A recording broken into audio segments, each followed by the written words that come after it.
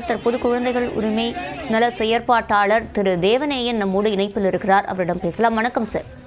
வணக்கங்க. இது ரொம்ப கொடூரமான சம்பவங்க.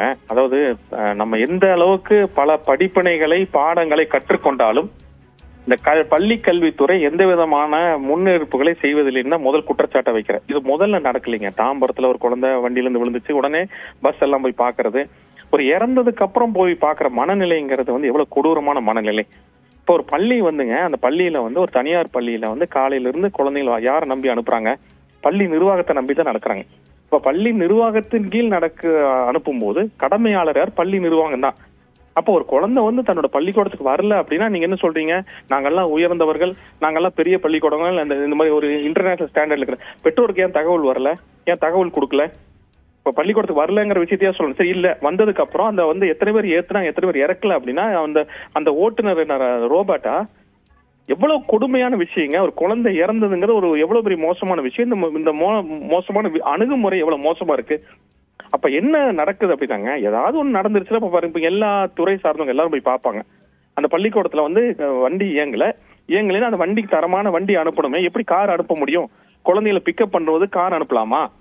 அப்ப பள்ளி வாகனத்துக்கு ஒரு தர நிர்ணயங்கள் இருக்கு, ஒரு ஓட்டுநருக்கான தர நிர்ணயங்களுக்கு இது எல்லாத்தையும் மீறி இருக்காங்கல்ல. அப்ப என்ன மனநிலையில பள்ளி நடத்துறாங்க? இந்த பள்ளி நடத்துறவரோட மனநிலை என்னன்னா, காசு கட்டுறது, கொள்ளையடிக்கிறங்கிற நிலை தானே இருக்கு. குழந்தையோட பாதுகாப்பு உறுதி செய்ய யார்? ஏன்னா இது தொடர்ந்து நடந்துட்டு இருக்குங்க. இது பள்ளி கல்வித்துறையோட என்ன வீக்னஸ் அப்படின்னா, தமிழ்நாட்டுல இந்த சிபிஎஸ்இ பள்ளிகள் நாங்க தலையிட மாட்டோம் அப்படிங்கிற. சிபிஎஸ்இ பள்ளிகள் இருப்பது தமிழ்நாட்டில் தான். அவர் என்ஓசி மட்டுமல்ல, அவரை கண்காணிப்பதற்கு தமிழ்நாடு அரசுக்கு உரிமை உண்டு. அவர்களுக்கு கண்டிப்பா கண்காணிக்கப்பட வேண்டும். அதனால அவன் ஆட்டோமேட்டிக்கா ஒதுங்கிடுறாங்க. அதே மாதிரி கண்காணிக்கிற அளவுல கூட என்னென்ன நடைமுறைகள் இருக்கு. ஒரு பள்ளிக்கூடத்துனா அது ஸ்கூல் வாங்கணும்னு என்னென்ன இருக்கணும் அப்படிங்கிற எல்லாம் நடைமுறை இருக்கு. அதுக்குன்னு பல்வேறு வழிமுறைகளை நம்முடைய இந்த தேசிய குழந்தைகள் பாதுகாப்பு ஆணையமும் வழிநடத்துக்கு அது நடத்துறதே இல்லை.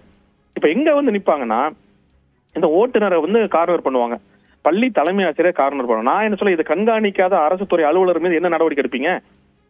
அரசு துறை என்ன நடவடிக்கை எடுக்கணும்? அந்த அரசு துறை கண்காணிக்காத துறை இருக்குல்ல, இதுக்கான சிபிஎஸ்இல இருக்கு. சிபிஎஸ்இல துறை கண்காணிக்க இருக்குல்ல. அப்ப கட்டடத்தை பாதுகாக்கிறதுக்கான விஷயங்கள், வாகனத்தை கண்காணிக்காத நபர் மீது என்ன நடவடிக்கை எடுப்பீங்க? நடவடிக்கை எடுக்காத வரைக்கும் அவர்கள் எல்லாம் குற்றவாளி தான் இந்த விஷயத்துல. அதே போலவே பொது புத்தியில என்ன நடக்குது அப்படின்னாங்க, நம்ம தனியார் பள்ளினா உயர்ந்தது, தனியார் பள்ளியில் நினைக்க தயவு செய்து தமிழ்நாடு போன்ற மாநிலங்கள்ல அரசு பள்ளிகள் அற்புதமாக இருக்கு, அருகாமையில் இருக்கு. நம்முடைய சாமானிய மக்களுடைய மனநிலை எப்படின்னா, தனியார் பள்ளினா அந்த குழந்தை பெரிய அறிவாளி ஆயிடும், ஆங்கிலத்துல பேசுற அறிவு அப்படிங்கிற தவறான பொது புத்தியில் இருக்கு.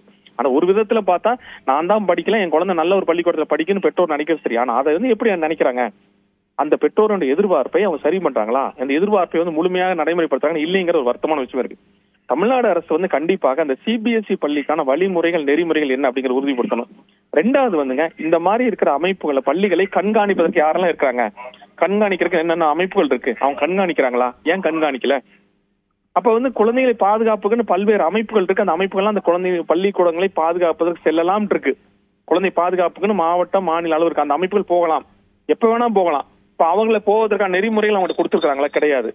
அப்ப என்ன பொறுத்த வரைக்கும் என்னன்னா, ஏதாவது நடந்துடுச்சுன்னா, ஒரு குழந்தை இறந்துடுச்சுன்னா போஸ்ட்மார்ட்டம் பண்ணுவது அரசு ஊழியர்கள் வேலை அல்ல, அரசினோட வேலை அல்ல. குழந்தை பாதுகாப்பாக மகிழ்ச்சியாக படிப்பதற்கான சூழல் உருவாகணும்.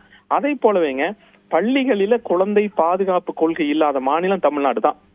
நாங்க தொடர்ந்து குழந்தை உரிமை செயற்பாட்டாளர் 10 ஆண்டுகளா கதறி கொண்டு இருக்கிறோம். ஏதாவது பள்ளியில் ஒரு பாலியல் ஒண்ணு நடந்துச்சுன்னா உடனே போய் பார்ப்பாங்க. ஒரு என்சிசி கேம்ப் நடத்தா ஒரு துண்டா ஒரு ஜீவோ போடுவாங்க. பள்ளி கல்வித்துறை இது வரைக்கும் நூற்றுக்கணக்கான ஜீவோ தமிழ்நாட்டுல போட்டிருக்காங்க. எந்த நடைமுறையும் இல்ல. என்ன கூலா என்ன சொல்லுவாங்க, இந்த சிபிஎஸ்இ பள்ளினால் தமிழ்நாட்டில் இருக்கிற பள்ளி அனைத்து பள்ளிகளுக்கு பொருந்துற மாதிரி குழந்தை பாதுகாப்பு கொள்கையை உருவாக்கி நடைமுறைப்படுத்துவது காலத்தின் கட்டாயம். இன்னொரு குழந்தை இறக்காமல் இருப்பதற்கான சூழ்நிலை தான் இருக்கணும் இல்லையா? இறந்ததுக்கு அப்புறம் கணக்கு காட்டுவது துறையினோட வேலை அல்ல. இணைப்பில் கருத்துக்களை பதிவு செய்தமைக்கு நன்றி திரு தேவன்.